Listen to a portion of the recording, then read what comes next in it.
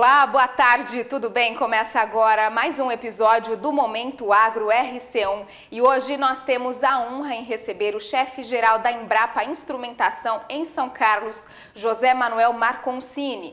O nosso diretor institucional, Ronaldo Bianchi, e eu batemos um papo com ele. E você vai conferir essa entrevista a partir de agora. Olá, boa tarde para você ligado aqui na Rádio Cultura Regional e no portal RC1. Começa agora mais um episódio do Momento Agro RC1. E hoje nós recebemos o chefe-geral da Embrapa Instrumentação, José Manuel Marconcini, a quem eu já agradeço pela participação no nosso programa e agradeço também ao nosso diretor institucional, Ronaldo Bianchi, que participará também deste bate-papo. E para começar, agradeço com certeza, o nosso entrevistado de hoje e já te pergunto, o que faz a Embrapa Instrumentação, José?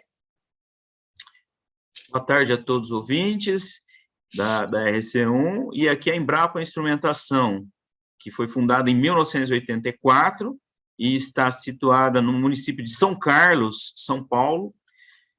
Nós temos trabalhado com robótica, automação na agricultura, com agricultura de precisão, técnicas que envolvem laser na agricultura, ressonância magnética nuclear, que nós chamamos as técnicas de fotônica, no agro, e também trabalhamos com nanotecnologia, que são tecnologias que têm 1000 vezes menor do que o diâmetro de um fio de cabelo. Então, novos fertilizantes nanométricos, novos defensivos agrícolas são desenvolvidos aqui nesse centro de pesquisa. Então, isso é o que a gente tem realizado aqui em São Carlos. Qual é a dimensão da sua unidade? Quantos pesquisadores tem? Você pode falar o orçamento que vocês têm por ano? Vocês têm? Não sei se pode ser revelado, né? Bom, de modo geral, aqui na Embrapa Instrumentação, a gente funciona com 3 grandes laboratórios multiusuários. Então, nós temos, da Embrapa como um todo, são 9 laboratórios multiusuários, grandes, né? E aqui na Embrapa Instrumentação nós temos 3 desses grandes laboratórios. Um é o Laboratório Nacional de Nanotecnologia para o Agronegócio. O outro, que é o Laboratório Referência Nacional de Agricultura de Precisão. E o terceiro é o Laboratório Nacional de Agrofotônica. Para atender as demandas nessas 3 grandes áreas, nós temos atualmente 85 empregados, sendo deles 32 pesquisadores, todos com doutorado. E a equipe de apoio em técnicos e analistas, ligados às áreas de eletrônica, de química e desenvolvimento, na área de física, com a ideia de trazer as engenharias e a física aplicada no mundo agro, certo? A ordem de grandeza de recursos anuais para pesquisa aqui da Embrapa Instrumentação, é claro que oscila de ano a ano, mas é da ordem de R$2 milhões ano para investimentos diretos em pesquisa e desenvolvimento. E isso a gente faz em parceria com as universidades e também com empresas. Então, na ciência básica, a gente trabalha muito com as universidades e outros centros de pesquisa. Só para vocês terem ideias de parcerias, a rede de nanotecnologia para o agronegócio, que aqui é o lugar que a gente coordena as ações dessa rede, envolve 150 pesquisadores de universidades do Brasil e do exterior. Então, tem pesquisadores que trabalham com essas tecnologias nano para o agro, ligadas por exemplo, a novos hidrogéis para a agricultura, novos fertilizantes para a agricultura, novos sensores de dimensão nanométrica. Nós temos gente trabalhando no Brasil e no mundo que são parceiros da gente. Na área de agricultura de precisão, nós temos uma rede que envolve da ordem de 200 pesquisadores do Brasil todo e também pesquisadores no exterior, coordenando os trabalhos em agricultura de precisão. Então, assim, é uma equipe que está aqui localmente, mas tem parceria e age no Brasil todo. E na área de agrofotônica, tem pelo menos 11 instituições parceiras que são do sistema Cisfoto, de pesquisa de fotônica na agricultura, e também com uma rede de pesquisa que envolve mais de 100 parceiros. Então, com isso, assim, as nossas pesquisas, elas têm abrangência para todo o Brasil, certo? Nós temos em todas as macro-regiões do Brasil pesquisas, na região norte do Brasil, centro-oeste, sul, sudeste e nordeste. Então, tem pesquisas e com as parcerias, e junto com as universidades, nós temos em torno de pelo menos 150 alunos que são de graduação, de pós-graduação, que fisicamente fazem pesquisa aqui nesse centro de pesquisa. Então, assim, esse é um conjunto mais ligado à pesquisa, vamos dizer assim, básica, de agricultura, essas técnicas novas no agro, e tem as pesquisas com empresas. Então, tem parcerias que a gente firma com empresas também. Então, os laboratórios multiusuários da Embrapa permitem a gente ter um intercâmbio em que a empresa pode vir fazer pesquisa dentro da Embrapa e o pesquisador da Embrapa pode ir na empresa também para fazer experimentos e fazer pesquisa. É um modelo que a gente chama de inovação aberta, e nós temos mais de 30 empresas atualmente parceiras da Embrapa Instrumentação nesse modelo. Então, o nosso esforço é um esforço nacional e até internacional, com os parceiros internacionais, e a ideia é que a gente, nessas temáticas que a gente trabalha, consiga fazer com que essas novas tecnologias cheguem ao Brasil todo. É um esforço grande. E o governo do Estado de São Paulo, ele se relaciona com vocês, o ente Estado de São Paulo, com a Secretaria de Agricultura, com o ITAL, como é que é a Luiz de Queiroz, como é que vocês operam aí? Bom, como que funciona? A gente tem uma interlocução sempre com o nosso secretário de Agricultura, né? Então, desenvolvendo programas da Embrapa, de todos, aqui no Estado de São Paulo, são 5 unidades da Embrapa. Então, nós todos temos reuniões com o secretário de Agricultura e a gente estabelece atividades em conjunto para estar atendendo o agro paulista, né? Então, tem um esforço coletivo nessa interlocução. Além disso, no ponto de vista de pesquisa, as universidades paulistas que pesquisam em agricultura também são parceiras da Embrapa Instrumentação. Então, a gente tem parceria em agricultura de precisão com a Exalc, por exemplo, em fotônica também com a Exalc, com a USP, os outros campos da USP aqui em São Carlos, também em Pirassununga, a Unesp, que também é uma universidade estadual, em Jaboticabal e em Botucatu, tem parcerias, pessoal de Araraquara, da Unesp de Araraquara, para citar algumas das unidades, e no Instituto Agronômico de Campinas também. Aqui, por exemplo, só para citar um exemplo, nós temos uma parceria com o Instituto Agronômico de Campinas para desenvolver novos clones de seringueira para o estado de São Paulo. A parte agro é feita lá em Campinas e nas unidades, por exemplo, lá em Votuporanga, que tem uma estação experimental do IAC, e aqui na Embrapa Instrumentação a gente analisa o látex das seringueiras, dos clones de seringueiras que estão sendo estudados, e a borracha produzida a partir desses clones, medindo, por exemplo, propriedades tecnológicas, como índice de retenção da plasticidade, as resistências mecânicas dessa borracha, para falar, olha, essa borracha, além de ser produtiva do ponto de vista agro, o material que sai dela, a borracha, tem qualidade para ser usado em pneus e artefatos de borracha. Então, a gente tem muita parceria com as instituições estaduais, dentro do sistema paulista também de pesquisa. Que legal, José. E quando você fala nas parcerias aqui no Brasil, existem também parcerias com outros países da Embrapa?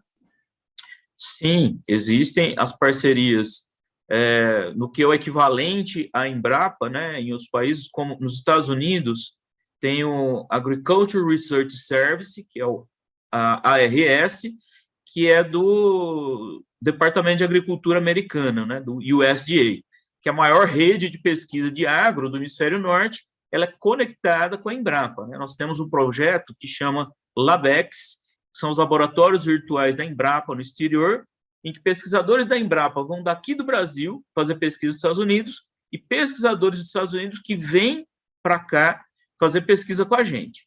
Então, nós já tivemos aqui na Embrapa Instrumentação pesquisadores do ARS ficando um estágio de 1 ano, às vezes estágios mais curtos de 3 meses, 2 meses. Então, tem esse intercâmbio, certo? Com os Estados Unidos, é um exemplo. Com a Europa, nós temos contratos vigentes com vários países, então, pesquisadores da França e da Itália na área de laser vêm aqui na unidade. Na área de nanotecnologia, parcerias com o CNR da Itália, firmado um contrato grande também.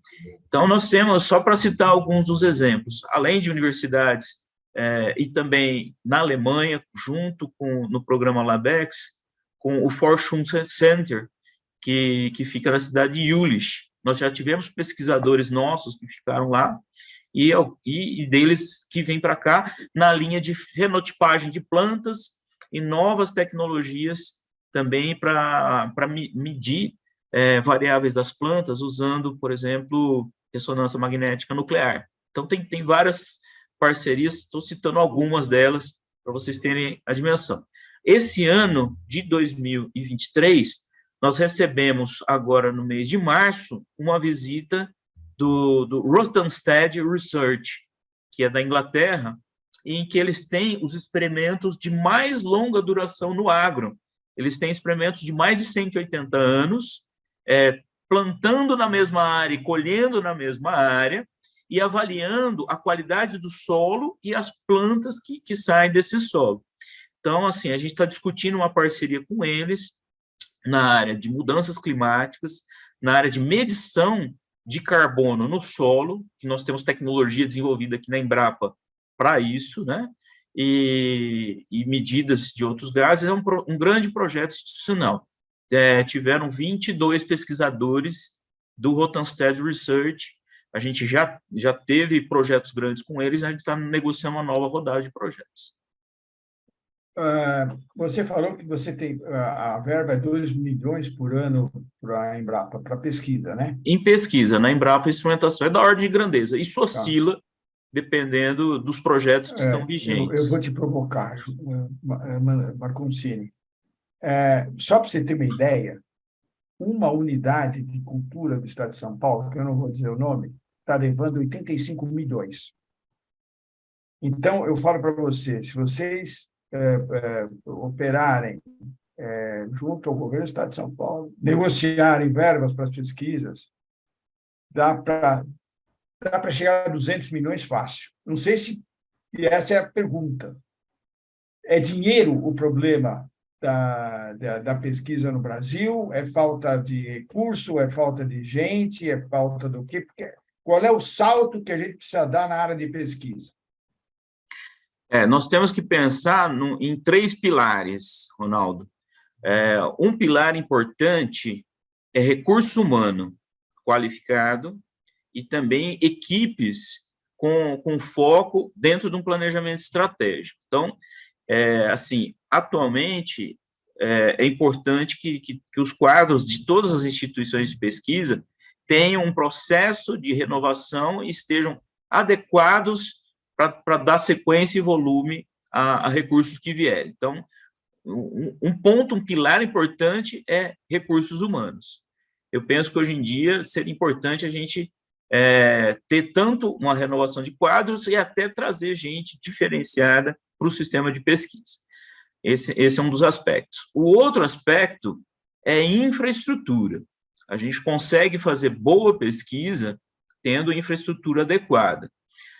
Na Embrapa Instrumentação, é claro, a gente tem um patamar já conquistado, tem toda uma manutenção de máquinas e equipamentos que são caros e complexos, e assim, a gente precisa sempre renovar os esforços que sejam tanto predialmente falando, quanto em equipamentos para pesquisa, certo?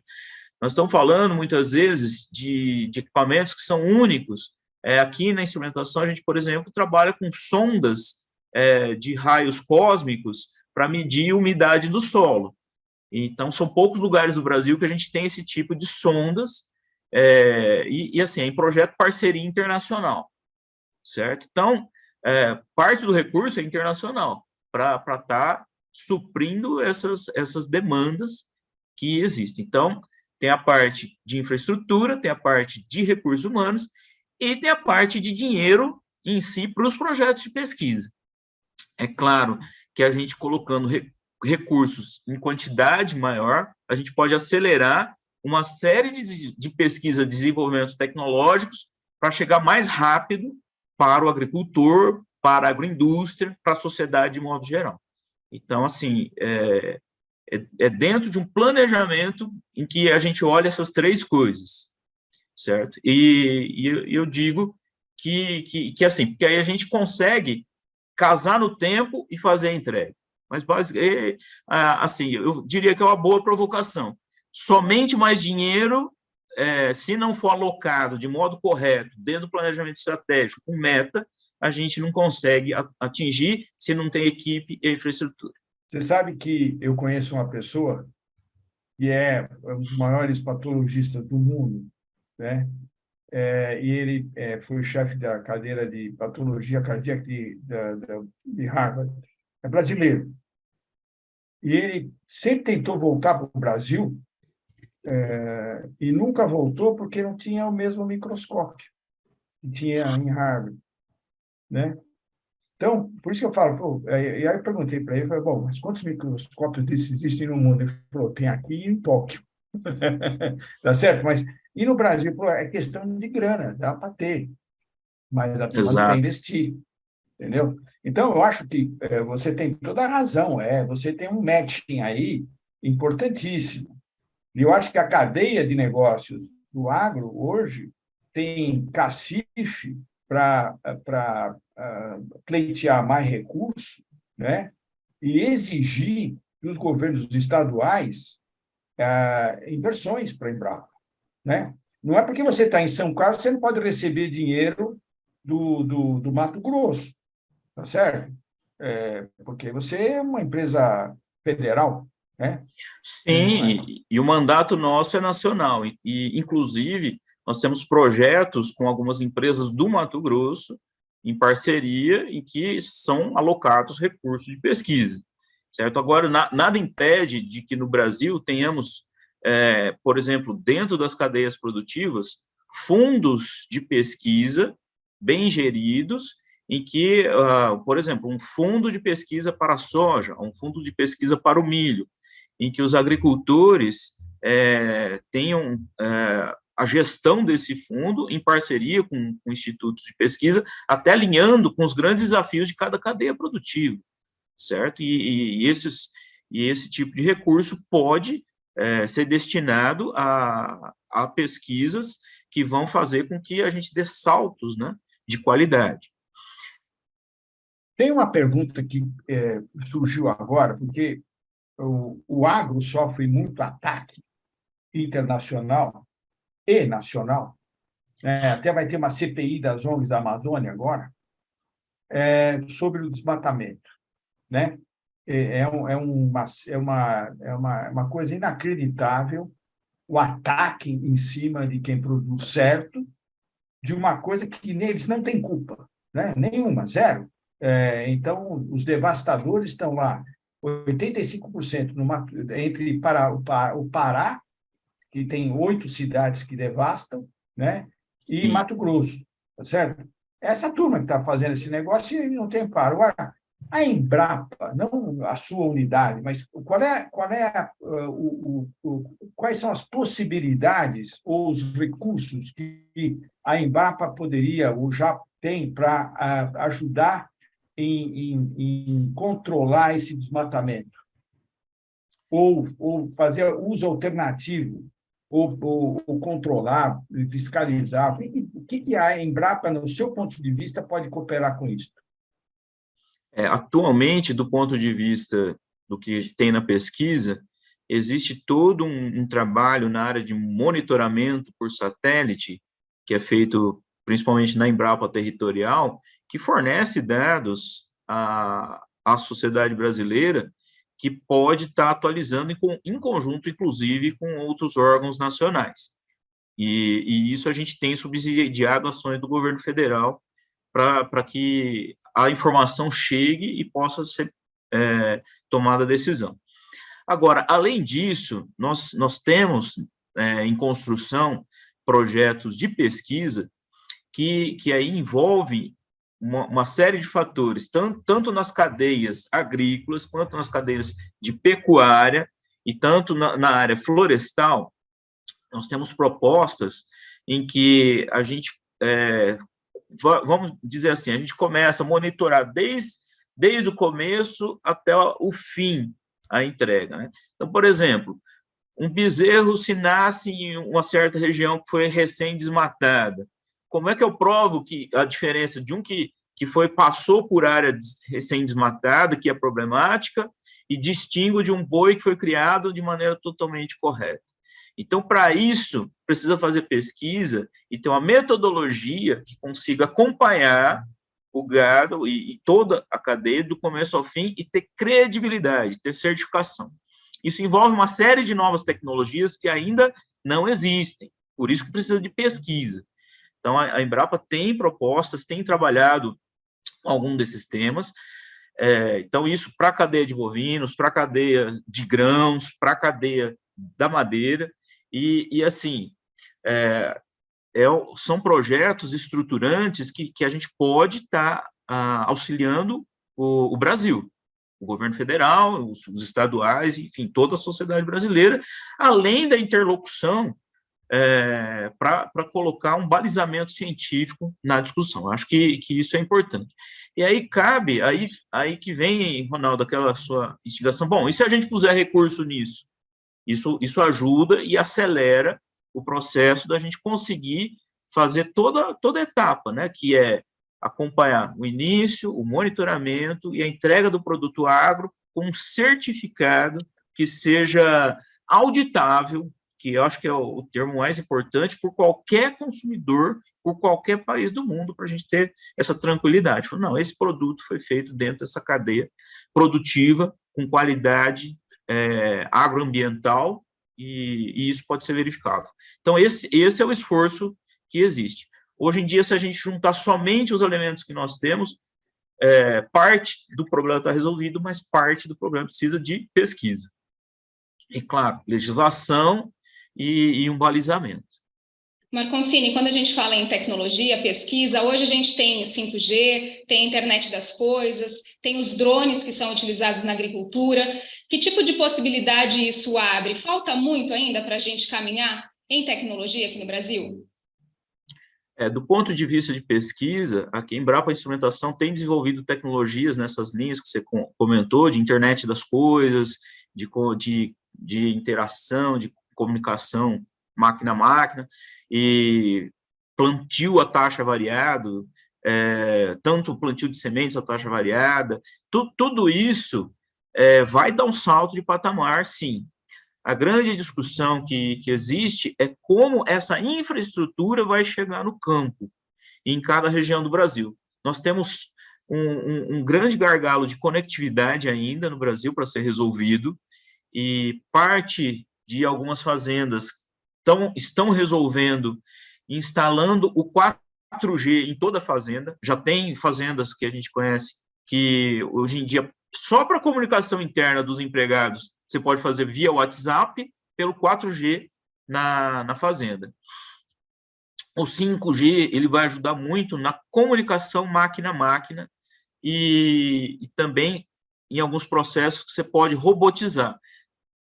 Vejo primeiro muito na agroindústria, para automatizar alguns processos dentro da indústria, porque assim o raio de alcance do 5G é menor do que o do 4G, mas ele te dá uma velocidade e um volume de dados maior, certo? Então, assim, tem bons modelos já sendo aplicados nas indústrias de modo geral, de máquinas e automotivas, que a gente já vê cases, e isso pode ser adaptado também para a agroindústria, certo? E na comunicação máquina a máquina, tem que ver o 5G, principalmente, o raio de distância, e você pode instalar, tipo, num trator, né? Um trator, e os outros tratores serem comandados por esse 5G.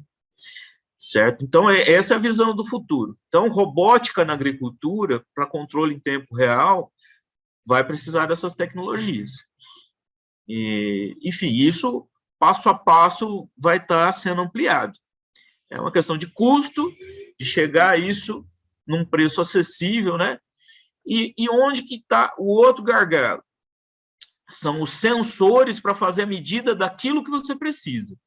Porque ainda tem alguns tipos de sensores que não medem exatamente ainda o que você quer. Então, e para isso precisa de pesquisa.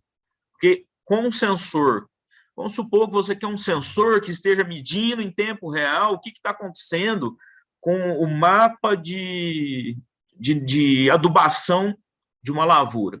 A gente não tem, hoje, colocar um sensor por hectare para fazer isso, de vários tipos, para medir nitrogênio, fósforo. Vamos ter outras técnicas para medir isso, certo? Em outros momentos, mas se a medida fosse necessária em tempo real, você não tem como colocar milhares de sensores no campo, transmitindo a internet das coisas para você tomar a decisão. Então, tem coisa que tem sensor, tem coisa que não tem sensor. Onde ainda não tem sensor, o que precisa? Precisa de investimento em pesquisa para resolver o problema. E aí é o ponto que conecta o que eu quero medir com toda a parte de tecnologia de telecomunicação, chega para um tomador de decisão dentro da fazenda, ou no campo, ou até numa grande cidade, e fala, não, nesse momento você vai atuar desse jeito, com uma praga, com uma doença, por causa da gente ter que resolver esse problema. Então, esse é o sonho que a gente corre atrás. Como é que a gente consegue... Desculpa, Ronaldo, deixa eu só fazer uma pergunta. A gente consegue estimar um tempo para que essa pesquisa seja feita e, de fato, a gente veja o resultado no campo? Olha, eu posso citar alguns exemplos do que a gente tem de desafios e que a gente venceu. Isso depende muito da tecnologia. Então, por exemplo, hoje a gente tem uma técnica que mede os nutrientes do solo, que mede teor de carbono no solo e que mede uma série de outros fatores, por exemplo, textura do solo. Isso tudo, se você for coletar a análise de solo, mandar fazer um laboratório químico, para ter uma série de parâmetros, você vai demorar de uma semana a 15 dias para ter tudo analisado, certo? O que nós temos hoje, que nós temos a técnica de laser, em que em 2 minutos você faz análise de solo, com todos esses parâmetros. pH do solo, você mede, textura do solo, uma série de macro e micronutrientes, e aí o que acontece? Você consegue reduzir o tempo de 15 dias de análise, até 15 dias, para 2 minutos, certo? Com isso, já conseguimos fazer, assim, já tem uma técnica para você fazer agricultura de precisão. Por quê? Eu consigo coletar vários pontos de solos, aumento a amostragem, faço isso mais rápido e com isso eu tenho um mapeamento da necessidade da adubação, quanto tem de carbono no solo, para eu até depois negociar no futuro mercado de carbono.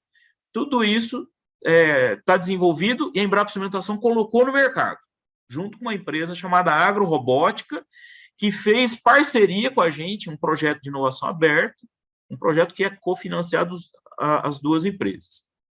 Bom, quando que começaram as pesquisas básicas na ciência básica? Primeira patente, as pesquisas começaram lá em 2003, patentes nossas, tem várias patentes nos anos 2000, tem de 2006 a 2010 patentes desse assunto. Então, nós estamos falando, começou a ciência básica há 20 anos.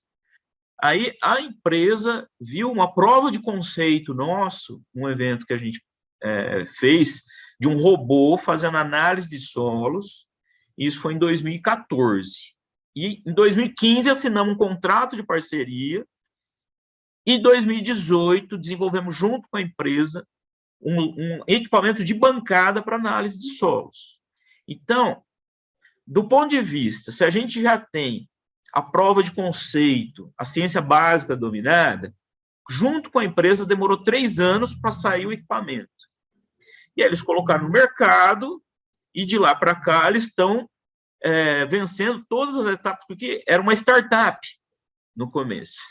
E, é claro, atualmente é uma empresa que tem 30 funcionários, ocupa um galpão com 1.000 metros quadrados, né? E atende a 14 estados do Brasil com essa tecnologia. Então, eles têm as equipes que vão, coletam o solo, tudo isso rastreado, tudo mapeado. Então, o agricultor recebe o mapa de fertilidade, o mapa de carbono no solo, recebe toda a necessidade de adubação que ele precisa. Se quiser fazer aplicação a taxa variada, já tem quanto que vai precisar de colocar de calcário, onde precisa de mais calcário, põe mais calcário, onde precisa de menos, coloca menos. Então, assim, nesse caso específico, demorou em torno de 3 anos para pegar de um conceito que já estava evoluído para chegar num ponto de mercado, certo? E assim, ainda tem coisa para avançar e evoluir, entendeu? Então, a dinâmica da pesquisa e desenvolvimento é olhar no médio e no longo prazo e que vai ter soluções novas que ninguém tem. E esse equipamento é a mesma tecnologia, o conceito dele, daquele robô que está lá em Marte, fazendo análise de solos, e aqui a gente conseguiu traduzir para a agricultura brasileira, para o solo brasileiro, para várias profundidades, com as necessidades que tem de medição de carbono, os interferentes que tem no solo quando você faz análise, que complicam a análise. Então, a gente conseguiu resolver tudo isso, certo? Então, nós temos que fazer um olhar de que investimento e pesquisa é olhar o futuro e a gente garantir a liderança do Brasil como exportador de alimentos.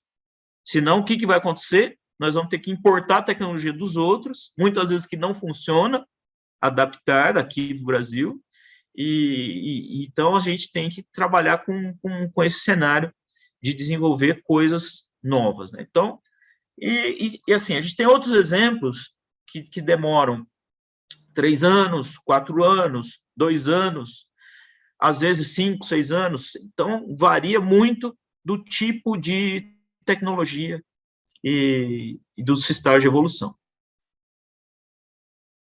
Muito bom. Posso fazer a última pergunta? Sim, fica à vontade, Ronaldo. Startup é uma concorrente? Startup é uma agregação? Ou é o futuro? A startup é um jeito novo de atacar velhos problemas, até do ponto de vista de inovação. Ela é um modelo de negócio que pode fazer a diferença. Às vezes, empresas grandes têm dificuldade de estar colocando no mercado algo com a velocidade que uma startup faz. Então, tem várias estratégias que existem. Então, tecnologias muito recentes, às vezes, tem uma refratariedade do mercado de estar absorvendo essa tecnologia.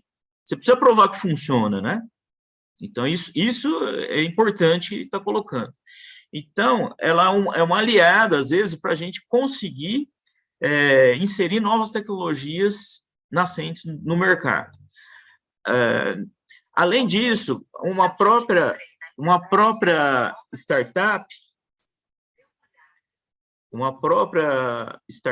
ela pode ser comprada por uma empresa média ou grande e ser incluída no budget da empresa. Hoje nós temos nos venture capitals e alguns hubs de inovação uma coisa que é importante, que é o quê? Grandes empresas fomentam startups para solucionar problemas de modo mais prático e rápido que a própria empresa resolveria, porque ela não vai desfocar daquilo que ela está em produção e ter a velocidade da startup para olhar o novo. Tá? Então, isso é importante a gente ver. E tem soluções que quem vai realizar e executar é empresa pequena, média ou grande, não é startup. Tem tecnologias que a gente desenvolve tecnologias com todos os tamanhos de empresa aqui na Embrapa Cimentação. A gente lançou, por exemplo, uma cera, uma nanoemulsão de cera de carnaúba para proteção de frutos, junto com a indústria química de porte médio, a QGP Tanquímica. Fizemos parceria também, em conjunto com eles, e também com a UFSCar, ou seja, eram duas, na área de tecnologia, a UFSCar e a Embrapa Instrumentação, e mais uma empresa, indústria química. Você reveste, por exemplo, citros, laranja, limão, tangerina, pode revestir manga e aumentar o tempo de prateleira dela, fora da geladeira, em até 20 dias. Então, isso tem alcançado já mercados, está no mercado, né? Essa nanoemulsão de cera de carnaúba é uma nanotecnologia que chegou, né, no mercado, e com isso o modelo de negócio não necessariamente precisa ser de uma startup, é de uma indústria de médio porte e que distribui isso no Brasil e no exterior, né? Então, isso que é importante, né? Tem frutos brasileiros, mangas, por exemplo, que são exportados com esse tipo de tecnologia, inclusive com toda a formulação aprovada pela Anvisa. Eu acho que isso é importante a gente estar colocando, né? Então, startup é um elemento chave, a gente tem que cuidar delas, e é para o agronegócio, no último relatório que teve de startups, né, no agro, né, o Radar Agtech, foram mais de 1.700 empresas, startups ligadas ao agro. Então, assim, eu acho que isso é bonito de ver e mostra que o Brasil tem espaço para todo mundo. Você sabe que hoje a galinha dos ovos de ouro são as startups do agro. É impressionante o volume de dinheiro que está sendo canalizado para essa área. Eu conheço pelo menos 3 grandes venture capital que estão investindo pesado. Bom, com a palavra, a nossa querida Karina. Quero agradecer, Ronaldo, a tua participação aqui no Momento Agro, agradecer ao Marconcini por essa brilhante entrevista, deixa a gente muito entusiasmado em saber o que tem sido feito, quais são as pesquisas que estão em andamento, a gente fica muito feliz, eu tenho certeza que quem assistir a esse programa vai ter essa mesma sensação. Parabéns pelo trabalho de vocês aí na Embrapa, parabéns mesmo, e a gente espera tê-lo aqui novamente no Momento Agro. Eu abro a palavra para caso você tenha mais alguma coisa a dizer antes da gente encerrar, viu? Quero agradecer a RC1 e a todos os ouvintes, né? E estamos à disposição para conversar com empresas que queiram ver, fazer visitas ou desenvolver tecnologias em conjunto com a Embrapa Instrumentação, em parceria, porque o agro precisa desse apoio, desse investimento e fazer chegar na ponta final, que é o agricultor, que é na agroindústria, e que, no final, beneficia a todos nós brasileiros. Um abraço a todos. Com certeza. Parabéns pelo trabalho. Obrigada, Ronaldo. Obrigada, Marconcini. Até o próximo Momento Agro. Tchau. Nós agradecemos a participação do chefe-geral da Embrapa Instrumentação, José Manuel Marconcini, e também agradeço a presença do Ronaldo Bianchi, que é o nosso diretor institucional. Aproveito para te convidar a entrar no nosso canal do YouTube, na nossa playlist Momento Agro RC1, e lá você terá acesso a todos os programas que nós já exibimos sobre o agronegócio brasileiro. Continue com a gente acompanhando aqui a programação do Portal RC1 e eu te encontro na semana que vem aqui no Momento Agro RC1. Um grande beijo para você, obrigada pela sua audiência e sua companhia aqui. Até o próximo programa. Tchau!